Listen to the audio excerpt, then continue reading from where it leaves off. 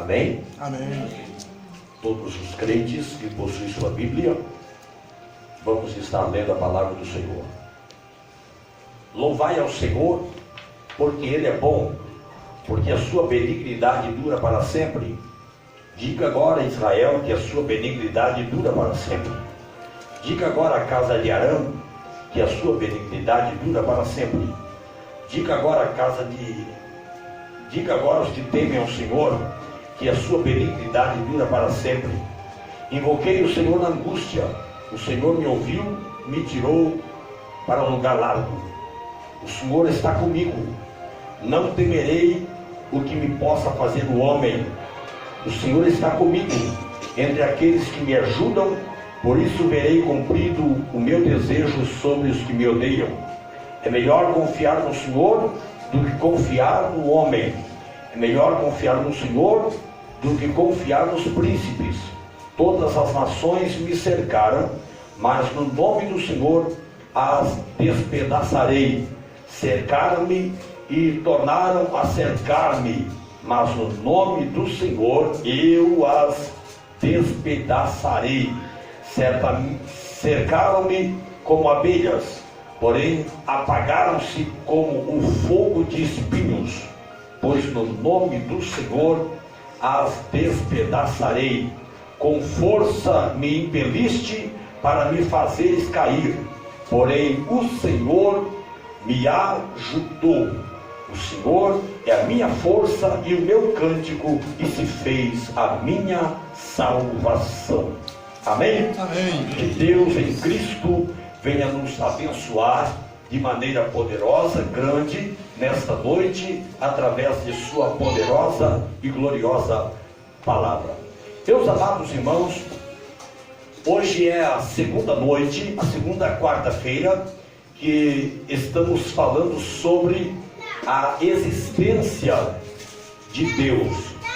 É um assunto bastante importante, fundamental para os nossos dias, haja visto que de todas as maneiras a ciência tem se esforçado, não tem medido esforços para tentar colocar a palavra de Deus, a Bíblia Sagrada, em choque ou em xeque, colocar alguém para que possa duvidar das Sagradas Escrituras, afirmando também que Deus não existe.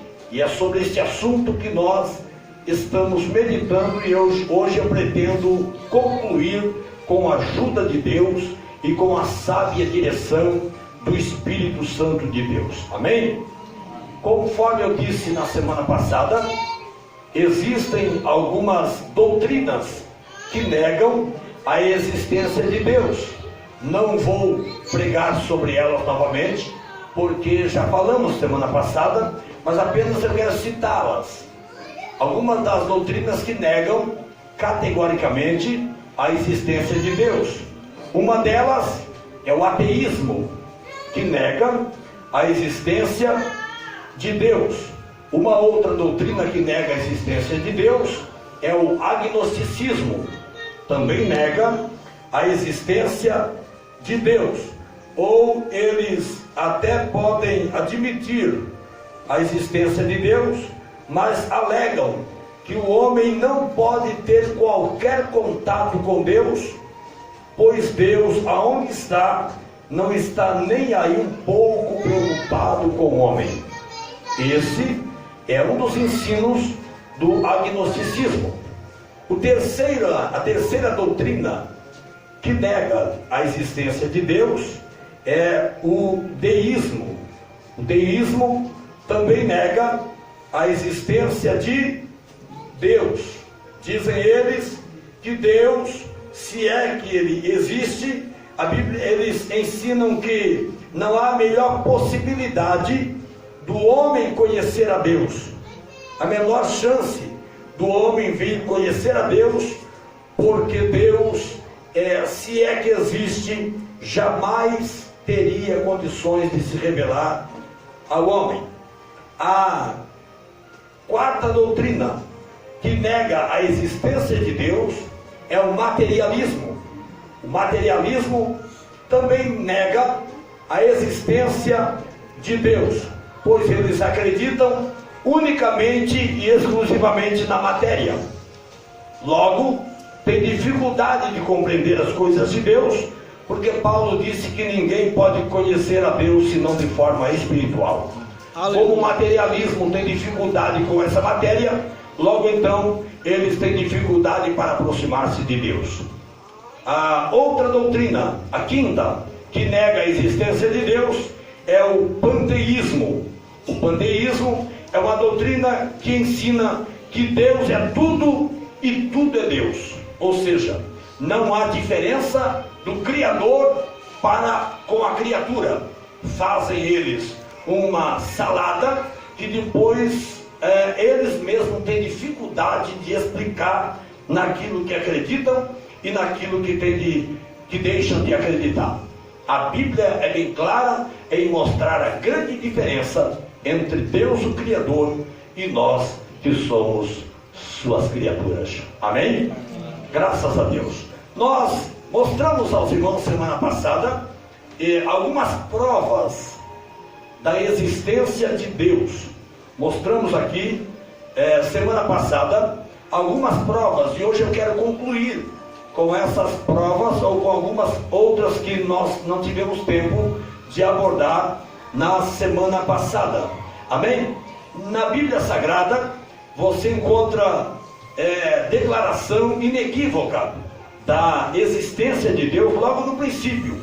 Quando você abre o livro de Gênesis, logo na primeira página da Bíblia está escrita: no princípio criou Deus. A Bíblia já começa falando da existência de Deus. E a Bíblia mostra Deus como Criador, Deus como sustentador das coisas que Ele criou, e Deus como dirigente dos destinos do homem e de todas as nações. O salmista declara muito bem essa grande verdade. Não posso voltar a falar tudo novamente porque o horário não nos permite, e eu preciso aproveitar o tempo para a segunda parte desse ensino. Mostramos aos irmãos que, em primeiro lugar, a primeira prova da existência de Deus nós temos na Bíblia Sagrada. A segunda prova é a Bíblia dizendo, lá em 2 Coríntios capítulo 3, 5, versículo 19, quando a Bíblia diz que Deus estava em Cristo.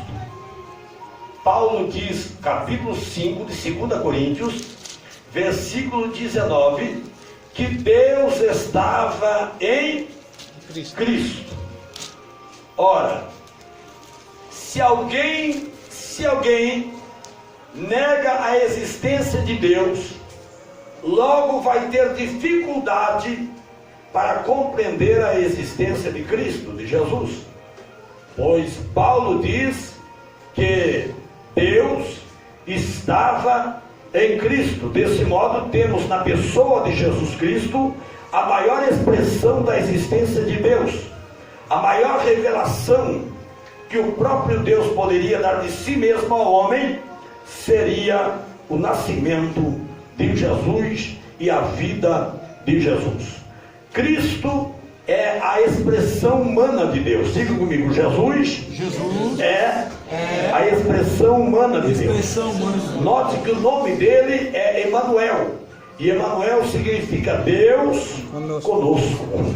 Então, se Jesus é a expressão humana de Deus, logo então compreendemos que Deus existe.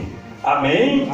Cristo identifica-se como Deus em várias passagens do Novo Testamento. Uma vez ele disse: eu e o Pai somos um. Outra vez ele disse: se vocês conhecerem a mim, vocês também vão conhecer meu Pai. Outro dia ele disse: o Pai está em mim e eu estou no Pai. Outro dia ele disse: quem vê a mim, vê o Pai. A Bíblia diz que quando Jesus fora batizado nas águas do Jordão por João Batista, quando ele está saindo das águas, isto está escrito lá em Mateus, quando ele está saindo do Jordão, ouviu-se do céu um brado, Deus dizendo: este é meu filho amado, em quem me comprazo. Aleluia. Então, está evidente na própria vida de Jesus, já está evidente a existência de Deus. Amém? Hoje eu quero, agora sim, começar a explanação. Hoje eu quero falar sobre evidências racionais da existência de Deus. Eu quero falar hoje sobre o testemunho do Espírito Santo na vida do crente, mostrando que Deus existe. Hoje eu quero falar sobre o Deus que se comunica com o homem. Hoje eu quero falar sobre o Deus que interfere na história. Diga comigo, meu Deus é um Deus que intervém. É um Deus que intervém na história. É, não é? Existem na história vários momentos em que Deus interveio para a glória do seu nome. Então hoje vamos começar falando sobre evidências racionais da existência de Deus. Pergunta para o seu irmão aí, você trouxe Bíblia? Trouxe Bíblia? Está pronto aí para aprender nessa noite? Amém, irmão? Graças a Deus. Você vai sair daqui alimentado com a palavra de Deus e pronto, preparado para responder com mansidão a qualquer pessoa que perguntar para você a respeito da existência do teu Deus. Amém? É por isso que eu amo o culto de ensino da palavra de Deus. Esses assuntos não dá para a gente pregar num culto à noite.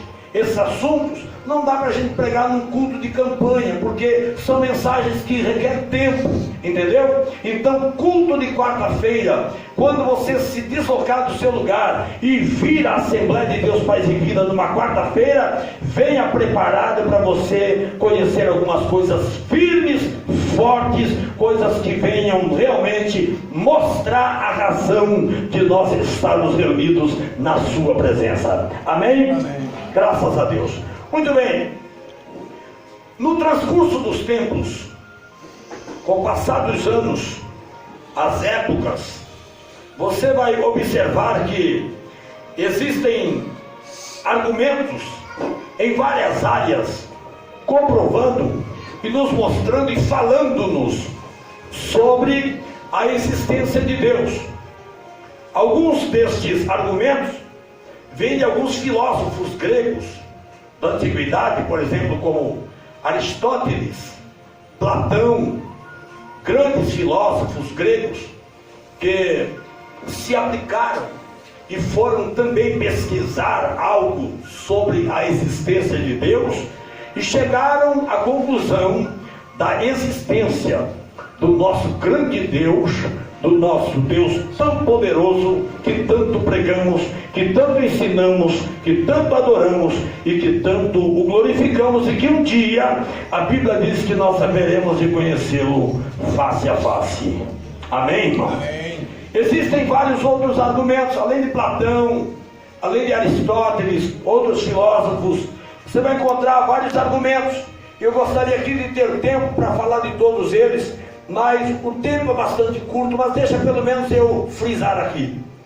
Eu poderia falar aqui com os irmãos, por exemplo, de argumentos antológicos da existência de Deus.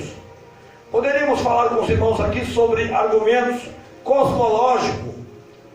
Quando você abre a sua Bíblia, lá em Salmo 119, não, Salmo 19, Salmo 19, eu acho que é isso. Abra lá comigo, vamos ver se é isso aqui. Exatamente, Salmo 19. Então você vai ver que o próprio cosmos, o universo, já declara a existência de Deus. Pois o Salmo 19, versículo 1, está escrito assim, ó: os céus declaram a glória de Deus, e o firmamento anuncia a obra das suas mãos. Então o próprio cosmos, o próprio universo, se olha o Sol, as estrelas, as galáxias, os planetas, você está entendendo? Camada de ozônio, você observa todas as coisas em seus devidos lugares, e você olha para o salmista dizendo já há tantos anos, dizendo que o próprio céu já declara a glória de Deus. Aleluia. Se você olhar durante o dia, você vai ver o sol. Ah, pastor, mas tem dia que o dia está nublado. Escute, não é porque o dia está nublado e você não está vendo o sol, significa que ele não nasceu. O sol nasce todos os dias. Você está entendendo? É que tem dias que as nuvens o cobrem, e a Bíblia diz que a chuva é Deus quem manda no seu tempo. Aleluia. Aliás, o grande e maior sábio que existiu, chamado Salomão, Deus disse que não haveria outro em sabedoria como Salomão. Ele diz que há tempo determinado para todas as coisas segundo o propósito de Deus. É Deus quem sabe o tempo, é Deus quem sabe as estações. Amém? Amém. Então, mas eu poderia falar muito mais sobre argumentos antológicos, cosmológicos da presença da existência de Deus. Poderia usar aqui argumento teológico da existência de Deus. Poderíamos falar aqui de argumentos morais da existência de Deus. E o próprio argumento histórico, a história, que daqui a pouco vou mexer um pouquinho aqui, sobre a existência de Deus. Olha para quem está do teu lado e diga assim: o salvo, diga, o crente salvo, tem um fundamento firme, e acima de tudo, um testemunho maior. Diga aí, o seu fundamento é a fé e o próprio testemunho do Espírito Santo que está dentro de nós, dizendo: Deus existe. Oh, glória a Deus. Quem pode aplaudir o nome do Senhor Deus?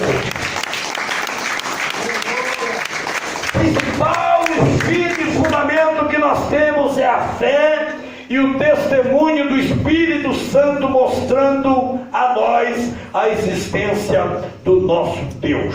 Vejam o que Paulo, agora vamos usar a Bíblia, 1 Coríntios capítulo 3, versículo 16, Paulo vai falar alguma coisa sobre o Espírito Santo dentro do homem e quem colocou o Espírito Santo no homem, e o que é o homem na visão e na ótica de Deus. 1 Coríntios capítulo 3, versículo 16. Todos acharam? Amém. Olha aí, porque meu tempo é curto, hein? Versículo 16: não sabeis vós que sois o templo de Deus? Você é templo de Deus, e que o Espírito de Deus habita em vós. Aleluia. Você não sabe, Paulo está dizendo, que você é o templo de Deus, é o lugar onde Deus habita.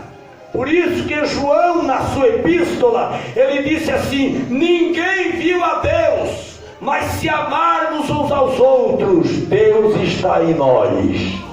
Aleluia.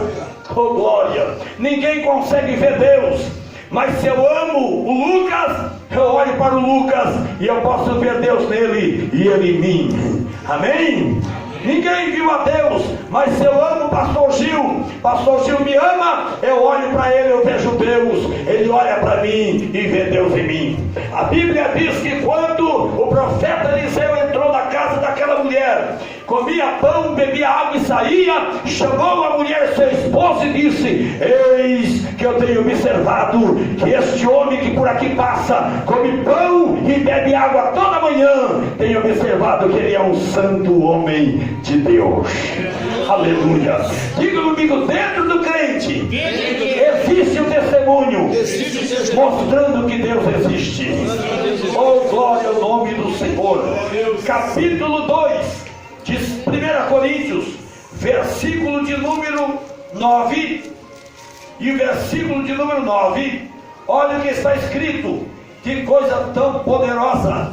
Capítulo 2, 1 Coríntios, versículo 9, diz assim: como está escrito, as coisas que o olho não viu e o ouvido não ouviu, e não subiram ao coração do homem, são as coisas que Deus preparou para os que o amam.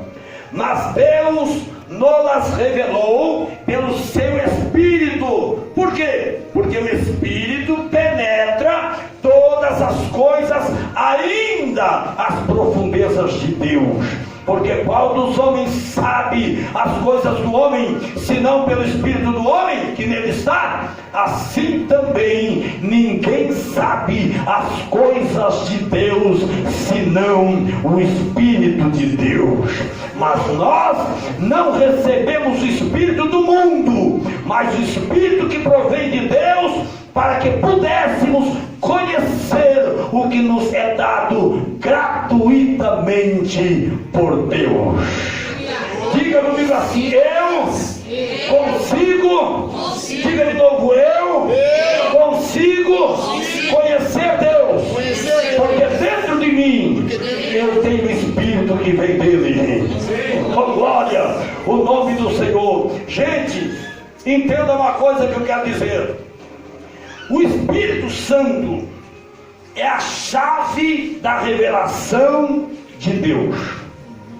O Espírito Santo é a chave da revelação de Deus. Quando você lê Romanos, capítulo de número 8, e prepara aí porque a gente vai ler bastante. Eu não posso pregar aqui o que a Bíblia não diz, mas no capítulo 8 e o versículo 16, em Romanos 8 e 16, a Bíblia diz assim: o próprio Espírito testifica com o nosso espírito que somos filhos de Deus.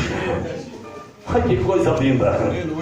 O Espírito de Deus, ele testifica, oh glória a Deus, com o meu espírito, e me faz mostrar que eu sou filho de Deus. Olha o versículo 26, diz assim: e da mesma maneira também o Espírito ajuda as nossas fraquezas, porque não sabemos o que havemos de pedir como convém, mas o mesmo Espírito intercede por nós com gemidos inexprimíveis. E aquele que examina os corações sabe qual é a intenção do Espírito, e é ele que, segundo Deus, intercede pelos santos.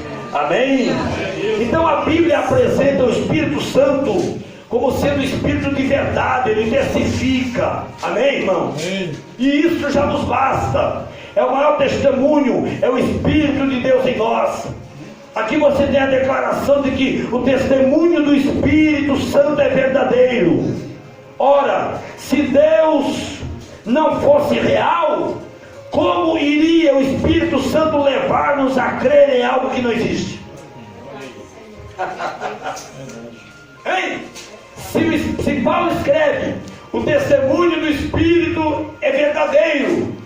Ora, se Deus não existe, e o Espírito testifica dizendo que nós somos filhos de Deus, como é que o Espírito vai nos levar a acreditar em algo que simplesmente não existe? Levante a tua mão comigo, lá no alto, mais alto, bem forte, abre a sua boca, encha seu pulmão de ar e diga: Deus existe. Diga: o fato dele ser invisível não quer dizer que ele não é real.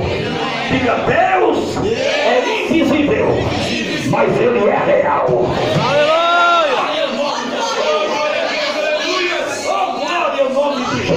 Jesus. Amém? Por isso que Jesus disse: Deus é Espírito. Importa que os que o adorem em Espírito e em verdade. O crente pode senti-lo pela presença do Espírito Santo. É o Espírito Santo que nos leva a sentir a presença de Deus. Amém? Esse testemunho é um testemunho infalível e superior, dado pelo Espírito Santo que mora dentro de nós, habita em nós, anda conosco, nos convence do pecado, da justiça e do juízo, e que nos prepara para um dia conhecer esse Deus de verdade. Amém? Graças a Deus. Muito bem. Deus existe, pastor? Sim. Como é que eu posso provar que Deus existe? Diga comigo, podemos provar que Deus existe através da vida de Jesus. Diga, podemos provar que Deus existe olhando para a natureza. Diga, Deus, podemos provar a sua existência através do testemunho do Espírito Santo em nós. Olha para Deus e diga assim: podemos também provar que Deus existe, porque Ele se comunica com o homem. Aleluia! Glória a Deus! Glória a Deus, aleluia! Diga comigo assim: eu não sirvo Deus que não se comunica comigo. Aleluia! Nós servimos o Deus que se comunica, pastor. Verdade? Como? Vamos ver? Fala para o teu irmão assim, prepara a Bíblia aí, ó. Prepara a Bíblia. Gênesis capítulo 1, capítulo 3. Gênesis capítulo 3. Vamos começar aqui. Deus se comunica com o homem. Capítulo 3, versículo 8 e 9. Deus vai se comunicar com o casal, com o primeiro casal existente, Adão e Eva. Capítulo 3, versículo 8 e 9. Diz assim: e ouviram a voz do Senhor Deus, que passeava no jardim pela viração do dia, e esconderam-se Adão e sua mulher da presença do Senhor Deus entre as árvores do jardim. Versículo 9: e chamou o Senhor Deus Adão e disse-lhe: onde estás? Diga, Deus se comunicava com o primeiro casal, com Adão e Eva. Vamos para o livro de Gênesis capítulo 9, versículo de número 8 e o versículo de número 9. Agora Deus vai se comunicar com Noé. Capítulo 9, versículo de número 8, diz assim: e falou Deus a Noé e a seus filhos com ele, dizendo: e eu, eis que estabeleço a minha aliança convosco e com a vossa descendência depois de vós, e com toda a alma vivente que convosco está, de aves, de gado e de todo animal da terra, convosco, com todos que saíram da arca, até todo animal da terra. Eu convosco estabeleço a minha aliança. Oh glória! Diga comigo assim: Deus está se comunicando com Noé e a sua família. Capítulo 12 de Gênesis, versículo 1. Não dá tempo de pregar, é só ler e mostrar que Deus se comunica. Capítulo 12. Deus agora vai se comunicar com Abraão, ou com Abrão. Capítulo 12. Ora, o Senhor disse a Abrão: sai-te da tua terra, da tua parentela e da casa de teu pai, para a terra que eu te mostrarei, e far-te-ei uma grande nação, e abençoar-te-ei e engrandecerei o teu nome, e tu serás uma bênção. Diga, Deus, diga comigo, Deus está se comunicando com Abrão. Gênesis capítulo capítulo de número 25. Vai abrindo a Bíblia aí, porque Bíblia é Bíblia. E ninguém pode com a Bíblia, por isso que eu amo este livro. Este livro faz parte da minha história, desde os 17 anos de idade. Oh, glória a Deus. Capítulo 21, 25, versículo 21. Repito, capítulo 25, versículo 21. Deus agora vai falar com Isaac. E disse: Isaac orou insistentemente ao Senhor por sua mulher, porquanto era estéril, e o Senhor ouviu as suas orações, e Rebeca sua mulher concebeu, e os filhos lutavam dentro dela. Então disse: se assim é, por que é que sou assim? E foi perguntar ao Senhor, e o Senhor lhe disse: olha, 2 nações há no teu ventre, e 2 povos se dividirão das tuas entranhas, e um será mais forte do que o outro, mas o maior vai servir ao menor. Oh, glória a Deus. Sabe o que é isso aqui? Dentro, aleluia, do ventre da esposa de Isaac, Rebeca, estavam sendo gerados gêmeos. Quem, pastor? Esaú e Jacó. 2 nações haveriam de nascer. Sabe quem? Os árabes e o judeu. Diga comigo assim: Esaú vai gerar os árabes. Diga: Jacó vai gerar o povo hebreu. 2 nações. Mas a Bíblia diz que o maior, ou seja, o primeiro Esaú, vai ter que servir o menor, que é Jacó, porque Jacó é a promessa. Com glória, quem pode erguer a sua mão e glorificar? Deus está se comunicando. Oh, glória a Deus, irmã Delmira, Deus está se comunicando com o homem. Aleluia. Mas não para por aí. Gênesis capítulo 28, aleluia, versículo 10. Aleluia. 28 e 10. Primeiro, Deus falou com Adão. Segundo, Deus fala com Noé. Terceiro, Deus fala com Abrão. Quarto, Deus fala com Isaac. Quinto, Deus vai falar com Jacó. Oh, glória.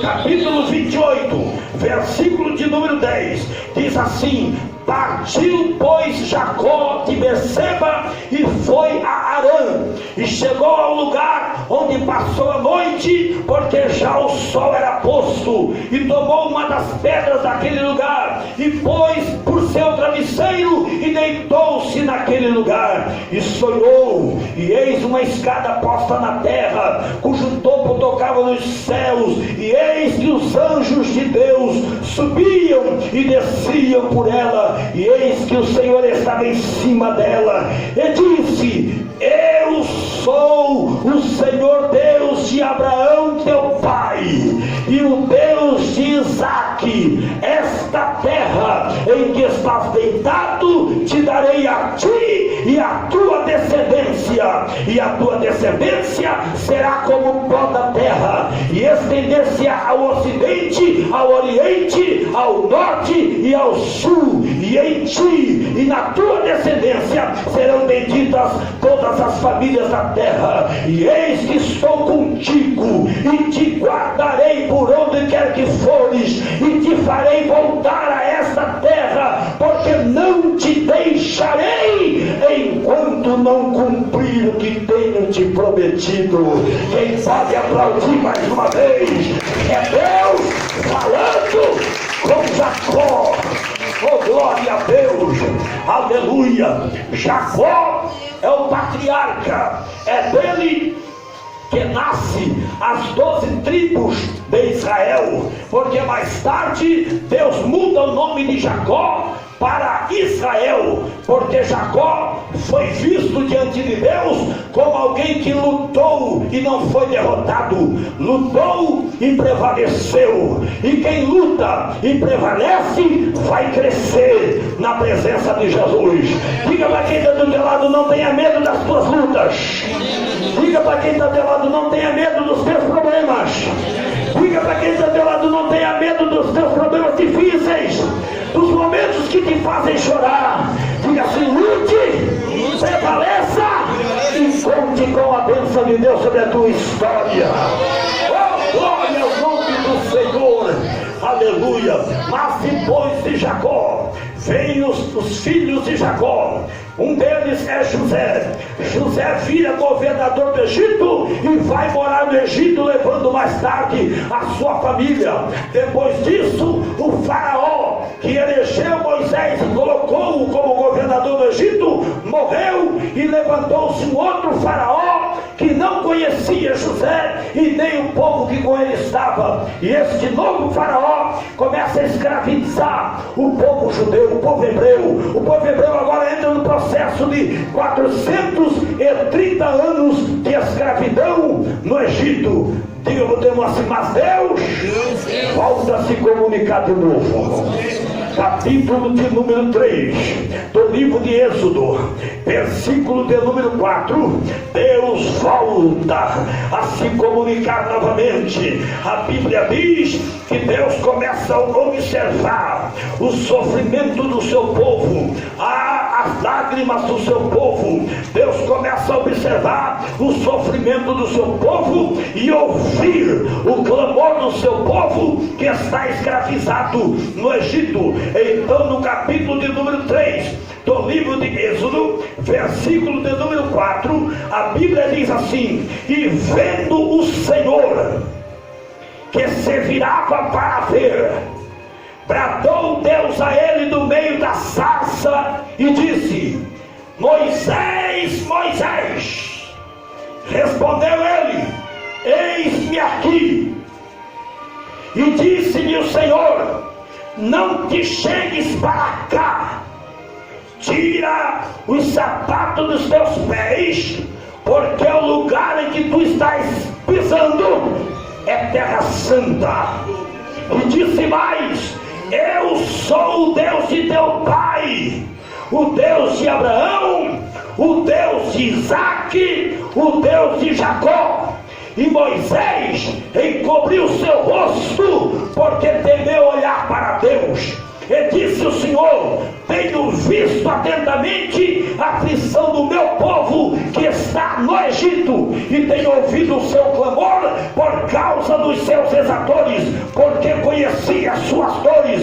Portanto, desci para livrá-lo da mão dos egípcios e para fazê-lo subir daquela terra a uma terra boa e larga, a uma terra que manda leite e mel, ao lugar do cananeu, do heteu, do amorreu, do perizeu, do efeu e do jebuseu. E agora eis que o clamor dos filhos de Israel é vindo até mim, e também tenho visto a opressão com que os egípcios os oprimem.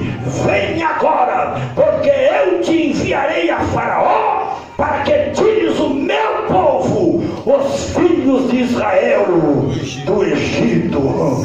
Aleluia. Diga, meu amigo: Deus não se cala quando vê o seu povo em aperto. Deus vai falar. Oh, glória a Deus. Deus vai falar. Se não tiver gente para falar, ele usa até a jumenta, mas ele vai falar. Deus não fica sem falar. Quantos acreditam que Deus fala? Oh, glória a Deus. Levante a tua mão e adore o nome desse Deus que se comunica. Mas a Bíblia diz, pastor Marcelo, que Moisés morreu. Moisés, o homem que tirou o povo de Israel do Egito, morreu. Quando morre, Deus se comunica de novo. Livro de Josué, capítulo de número 1. Não dá tempo de pregar, é muita riqueza, é muita coisa neste livro. Livro de Josué, capítulo de número 1. Aleluia. Versículo de número 1. Quando Moisés morre, Deus vai falar com alguém. Diz a Bíblia: e sucedeu, depois da morte de Moisés, servo do Senhor, que o Senhor falou a Josué, filho de Num, servo de Moisés, dizendo: Moisés, meu servo, é morto. levanta-te, pois agora, passa este Jordão, tu e todo este povo, a terra que eu dou aos filhos de Israel. Em todo lugar que pisar a planta do teu pé, eu tenho te dado. Oh, glória a Deus, como eu disse a Moisés, desde o deserto do Líbano até o grande rio, o rio Eufrates, toda a terra dos Ceteus, até o grande mar para o poente do sol, será o vosso termo, e ninguém te poderá resistir. Todos os dias da tua vida, assim como fui com Moisés, serei da mesma maneira contigo. Não te deixarei e nem te desampararei. É Deus falando. Diga comigo assim: o meu Deus tanto existe que ele se comunica com o homem. Mas morre Josué. E quando Josué morre, aparece o tempo dos juízes, e um deles é Gideão. Capítulo 6 do livro de Juízes. Ah, livro bom é este. Oh, glória. Aleluia. Ei, como é que pode crente passar tanto tempo em Facebook e deixar de ler um livro como este?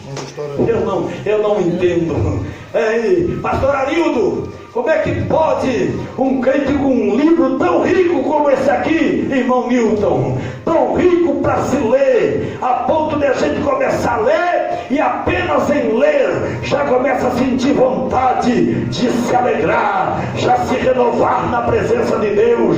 Por quê, pastor? Porque neste livro tem vida, amém? No Facebook tem fofoca, mas aqui, aleluia, tem palavra de Deus. No Facebook tem gente reclamando da crise, mas aqui tem palavra de Deus exaltando o nome do Senhor. No Facebook tem gente reclamando do governo, mas aqui tem gente adorando o nome do Deus eterno. Quem pode glorificar o nome dele, exalte o nome do Senhor. Estou falando de um Deus que se comunica. Livro de Juízes, capítulo de número 6, aleluia, versículo de número 11. Oh, que coisa linda, pastor Gil, observa que coisa profunda. Então o anjo do Senhor veio e assentou-se debaixo do carvalho que está em Ofra, que pertencia a Joás, a Biesrita. E Gideão, seu filho, estava malhando trigo no lagar para salvar dos midianitas. Então o anjo do Senhor, começa com o anjo, diga assim, o negócio aqui começa com o anjo. Então o anjo do Senhor lhe apareceu e disse: o Senhor é contigo, homem valoroso. Mas Gideão, quem está falando comigo? É um anjo. Não. Quando o anjo fala, eu tenho dúvida. Se Deus é comigo, quem tem que falar comigo é o próprio Deus. Então Gideão aqui, mas Gideão lhe respondeu: ai, Senhor meu, se o Senhor é conosco, porque tudo isso nos sobreveio. E o que é feito de todas as tuas maravilhas que nossos pais nos contaram, dizendo: não nos fez subir do Egito, porém agora o Senhor nos desamparou e nos deu nas mãos dos midianitas. Olha o versículo 14. Diga botando assim, até o capítulo 13 é o anjo, mas no versículo 14 Deus entra em ação. Então o Senhor olhou para ele e disse: vai nesta tua força e livrarás Israel das mãos dos midianitas. Porventura não te enviei eu? E ele disse: ai, Senhor meu, como eu vou livrar Israel? Eis que a minha família é a mais pobre em Manassés, e eu sou menor na casa de meu pai. E o Senhor lhe disse: porquanto eu hei de ser contigo, tu ferirás os midianitas como se fosse um só homem. Aleluia, aleluia. Diga comigo: Deus falou com Adão, falou com Noé, falou com Abraão, falou com Jacó, falou com Moisés, falou com Josué e está falando com Gideão. Parou! Não, Gideão morre. Quando Gideão morre, o período dos juízes são 300 anos. O último deles é Samuel. Samuel ainda menino, ainda adolescente, nunca tinha ouvido Deus falar. Diga para Deus assim: Deus resolve falar com adolescente. Diga para Deus, pergunta para Deus, você sabia? Você sabia? Que Deus também fala com criança? Ó menino Samuel, vamos ver, isso aqui é lindo. Já estão terminando meu tempo de ir embora. Olha, primeiro livro de Samuel. Você vai em Juízes, é só andar para frente. Depois de Juízes já é Samuel, já é o primeiro livro de Samuel. Capítulo de número 3. Versículo 1. Enquanto você procura, eu molho o radiador. Ele está esquentando. Esquentando, Fala pro teu irmão se o termômetro está subindo. O termômetro está subindo. Ô glória, capítulo 3, primeiro livro de Samuel. Ó, e o jovem Samuel servia ao Senhor perante Eli. E quem era Eli? Sacerdote. Samuel servia. Nasceu e o pai e a mãe deu de presente para Deus. Levou no sacerdote e disse: ó, deixa esse menino crescer aí no templo. Eu quero que o meu filho sirva ao Senhor desde criança. Olha que coisa linda. Já pensou se todos os crentes tivessem esse cuidado? Hein? De fazer um filho servir ao Senhor desde criança? É ou não é? Tirar a criança do meio fugir o termo. Não é da meninice, mas do paganismo. Do paganismo. Entendeu? Tirar da ideia escuta aqui.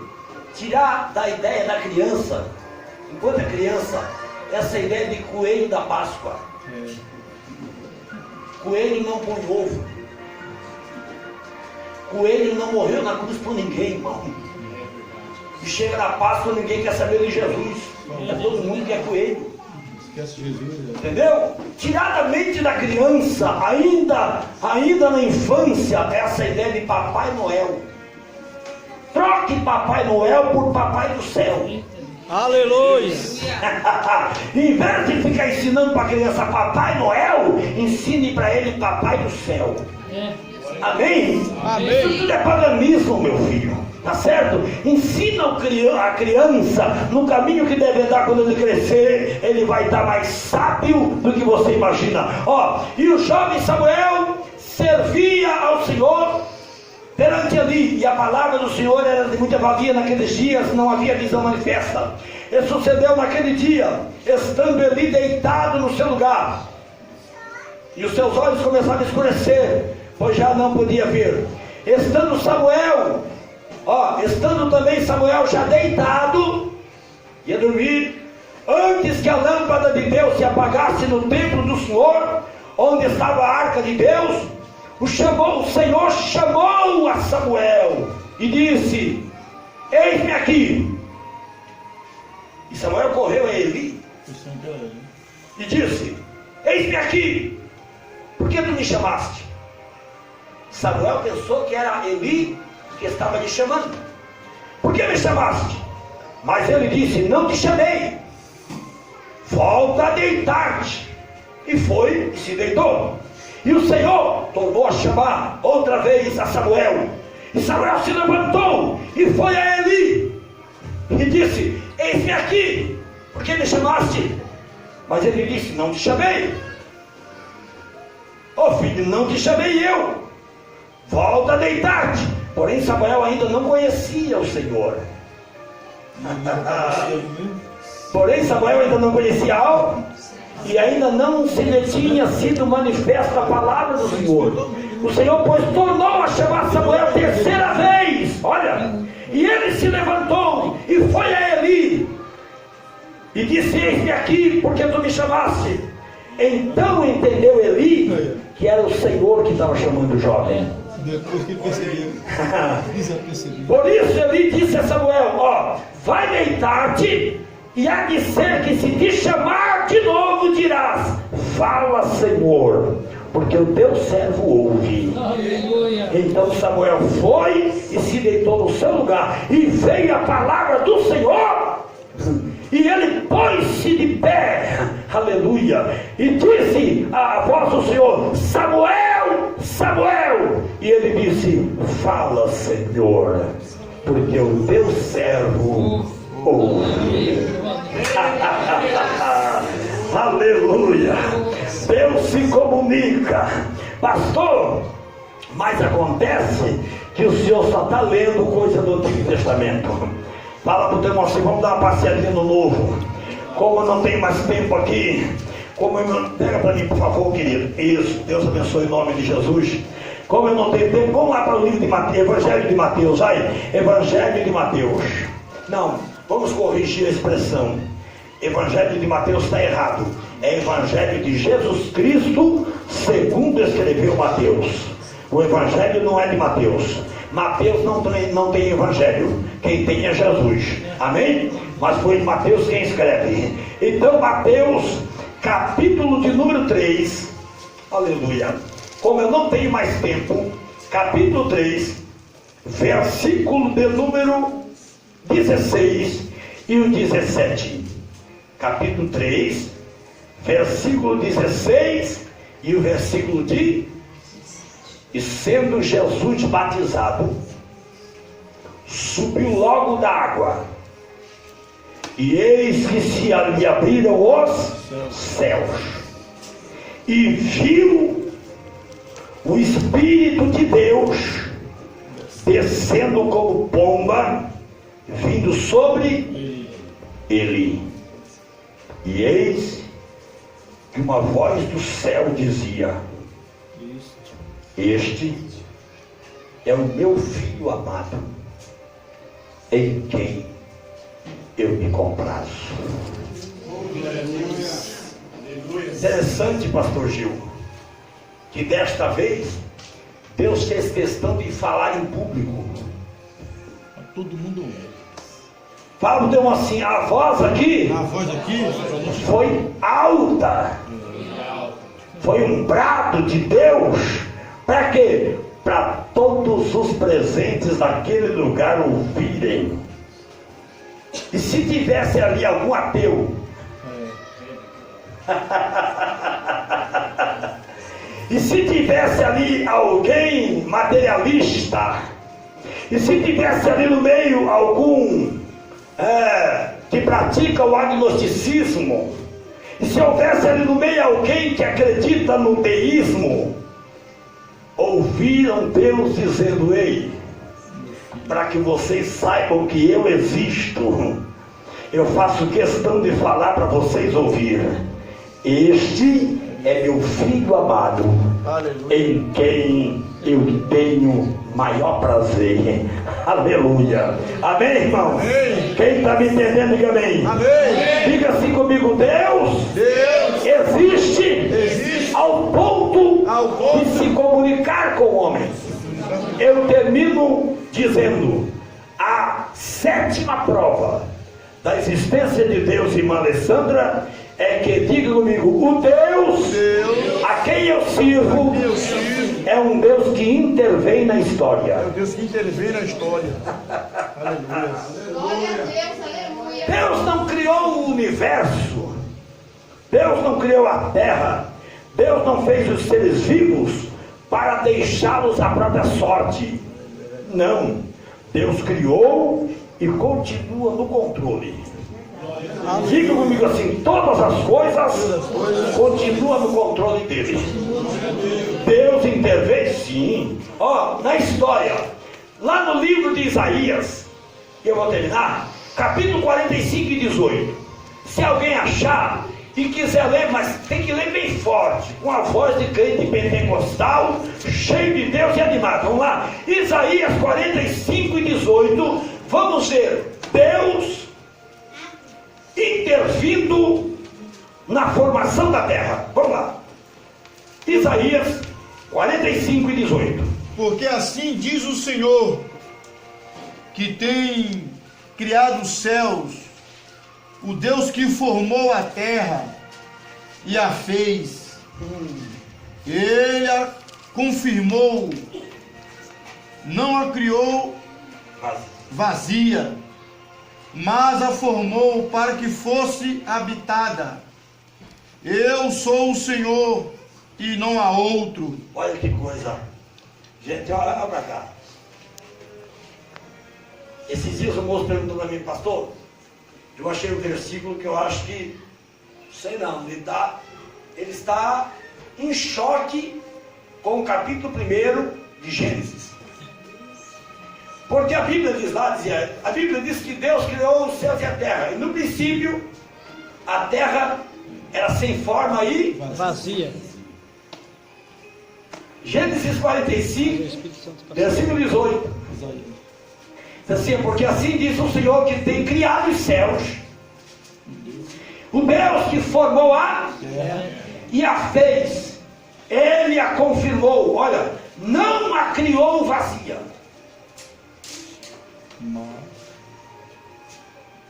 Não a criou Vazia. Pergunta para o teu irmão assim, afinal de contas. Pergunta para o teu irmão, afinal de contas. A terra era vazia ou não era vazia? Não a criou Vazia. Diga para o teu irmão assim, ó, eu te aconselho Eu te aconselho sobre este assunto sobre esse assunto. você voltar quarta-feira que vem. E quarta-feira que vem eu vou falar sobre a terra. Porque Gênesis, a terra é sem forma aí. Vazia. Isaías está dizendo que a terra não foi criada. Fala para o teu irmão assim, é tipo de coisa que no culto do reteté você não aprende. E eu amo o Pentecostes, escuta, eu amo o Pentecostes, gosto do barulho, gosto do fogo, mas escuta, presta atenção aqui, eu estou preocupado porque o tal do movimento do reteté está tirando o ensino da igreja. Tem igreja que já não tem mais tempo para esse tipo de culto aqui. E eu estou louvando a Deus, sabe o que, pastor Marcelo? Cada culto de quarta-feira, o número aqui está aumentando. Cada culto de quarta-feira, o número vai aumentar. Vai ter dia aqui que vai ter gente pendurada lá na Fiorino do irmão Niltinho, querendo ouvir Deus falar, e nós vamos continuar pregando coisas que em muitos lugares não se prega mais. E nós precisamos de mergulhar, porque, gente, a Bíblia tem 66 livros. Não é possível que nesses 66 livros o crente só vai aprender a rodar no culto e mais nada. Pega a mãozinha aí, põe no ombro de quem está ao teu lado. Diga assim, quarta-feira que vem, te espere. Vem pra cá, hein? Nós vamos conhecer esse negócio aqui.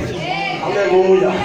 Oh, glória a Deus. Então eu não vou abordar isso aqui agora, porque isso aqui é um outro assunto que é muito especial. Então eu vou passar por cima para deixar semana que vem. Mas eu estou dizendo para vocês de um Deus que intervém na história. Então é um Deus que criou os céus, formou a terra, não criou vazia, mas a formou para que fosse habitada. Eu sou o Senhor e não há outro.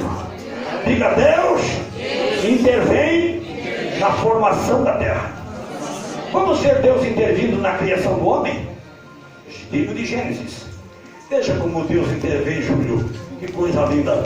Gênesis capítulo 1. Aleluia. Deus vai intervir na criação do homem. Todas as coisas que ele criou, ele disse, haja, venha a existência. Amém? Tudo que ele criou, ele disse, haja, venha a existência, quero que exista. E começou a acontecer. Começou a acontecer. Gênesis 1 e 3 disse Deus, haja luz, e houve luz. Oi? Coisa linda, né? Versículo 6, e disse Deus, haja expansão no reino das águas, no meio das águas, e haja separação entre as águas e águas. Olha, ele foi falando, haja. É como se, é como se ele tivesse uma, entendeu? Para você entender, é como se ele tivesse uma varinha de condom batendo, haja, e foi havendo, existindo, e outro surgiu e apareceu. Deus faz assim. Mas quando chegou na criação do homem, ele falou, isso aqui eu não vou falar, haja. Isso aqui eu vou fazer com as minhas mãos. Aleluia! Aleluia!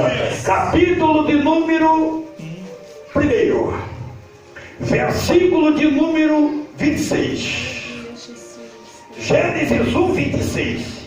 E disse Deus, façamos o homem a nossa imagem, conforme a nossa semelhança, e domine sobre os peixes do mar, sobre as aves dos céus, sobre todo o gado, sobre toda a terra, sobre todo o réptil que se move sobre a terra. E criou Deus o homem à sua imagem, a imagem de Deus o criou, homem e mulher, assim os criou.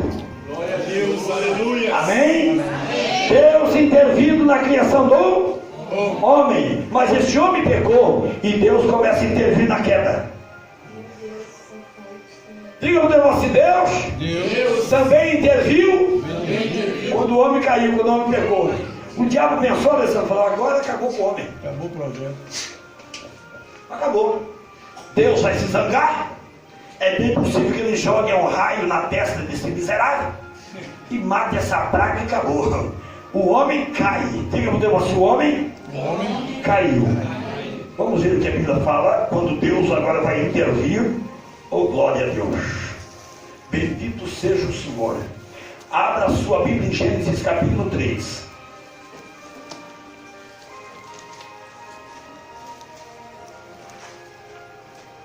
Diz a Bíblia Sagrada que quando o casal pecou e Deus os chamou, a Bíblia diz que eles se esconderam da presença de Deus porque eles estavam nus. E o diabo falou: vão viver nu a vida inteira. Vamos abrir parênteses aqui. Vamos abrir parênteses. Diga para o teu assim: nos dias que estamos vivendo, estão querendo voltar a viver nu. Já tem até a igreja evangélica que o povo vai mais pelado para a igreja do que vestido. A sainha desse tamanho. Se sentar, cruzar a perna, você vê até a alma. Você encontra pastor por aí peladão de sunga, peitão peludo. Diga para o teu assim: estão querendo voltar a viver nu. Mas Deus não permitiu com que o homem vivesse nu. Quer ver? Quando o homem pegou, estava nu. Capítulo 4. Perdão, capítulo 3. Versículo 20. E chamou Adão o nome da sua mulher Eva. Fala para o teu assim: quem colocou o nome da mulher foi Adão. Quem colocou o nome de Eva foi Adão. Sabia disso? Sabia? Pois é, está faltando de Bíblia. Porquanto era mãe de todos os viventes. E fez o Senhor Deus a Adão e a sua mulher túnicas de pele, e os vestiu. Diga para o teu assim: Deus não permitiu, mesmo depois que o homem o desrespeitou e falhou a sua palavra. Diga assim: mesmo assim, Deus falou: o homem foi feito por mim, e eu vou dar mais uma chance. Eu vou vestir ele. Ele não vai andar envergonhando a minha palavra. Ele não vai andar envergonhando o meu nome. Afinal de contas, quem criou fui eu. Então Deus matou um animal, porque para Deus vestir de pele de animal, diga para o teu irmão assim: algum animal tem que ser morto. O animal tem que ser morto. Então quem mata o animal é Deus. Quem tira a pele é Deus. Quem faz a roupa é Deus. Diga para o teu irmão assim: Deus sabe fazer tudo, irmão. Ele sabe matar o animal, ele sabe limpar o animal bonitinho, ele sabe tirar o couro certinho, ele tem a máquina preparadinha. Qual é o número que Adão veste? Qual é o número do casaco de Adão? Tá, maravilha. É o número 5. É grandão, né? Pois é, então um avental grande para Adão. E Eva, ela é mais esbelta, tá na academia, tá na ETA, tá magrinha. Então faz um aventalzinho pequenininho para Eva, mas vai sair todos vestidinhos. Glória a Deus! Olha comigo, levante a tua mão e diga comigo assim: Deus não fez o homem e a mulher para viver essa pouca vergonha de hoje.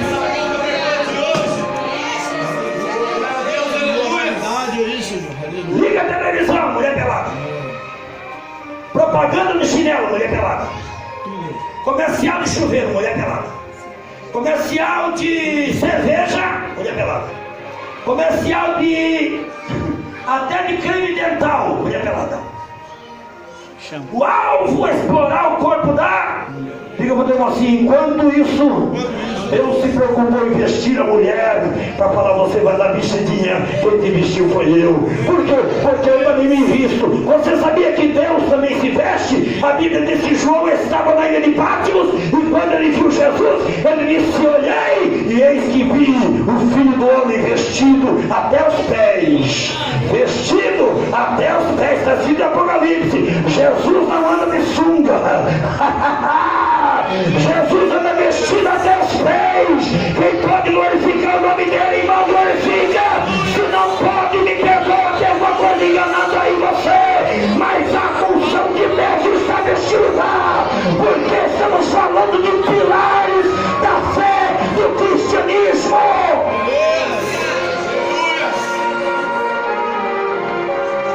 Amém? Tem mais tempo. Deus interviu na formação da terra. Deus interviu na criação do homem. Deus interviu na queda do homem. Deus interviu no dilúvio, não dá mais tempo. Deus interviu na redenção de Israel. Israel foi para o cativeiro 70 anos, mas Deus falou assim: vou trazê-los de volta. E Deus os trouxe de volta. E para terminar, ô glória, diga assim: Deus interviu na redenção do homem. Diga: a Bíblia diz que todo homem pecou e estava destituído da glória de Deus. Mas a Bíblia diz que Deus enviou o seu Filho. Olha, ele vai intervir. Ele vai intervir na história. Ele fala: o homem não vai viver perdido a vida inteira. Deus enviou o seu Filho unigênito para que todo aquele que nele crê não morra, mas tenha vida eterna. Paulo disse: nós que antigamente estávamos longe de Deus, agora pelo sangue dele chegamos perto. Por quê, pastor? Porque agora nós temos um novo e vivo caminho. Agora nós andamos debaixo da luz e não das trevas. Agora somos guiados pela graça e não pela lei. Agora temos a presença do Espírito de Deus dizendo: se prepara, porque ele vai voltar. E assim como ele interviu na redenção, ele vai intervir no estado eterno. Olha para o teu irmão, diga para ele assim: o céu nos espera, irmão. Diga de novo: o céu nos espera, irmão. Seja firme e fiel na presença de Deus, porque o céu nos espera. Quem pode aplaudir o nome de Jesus, aplaude bem forte, e mais forte, e mais forte, e dê aleluia, e dê glória a Deus.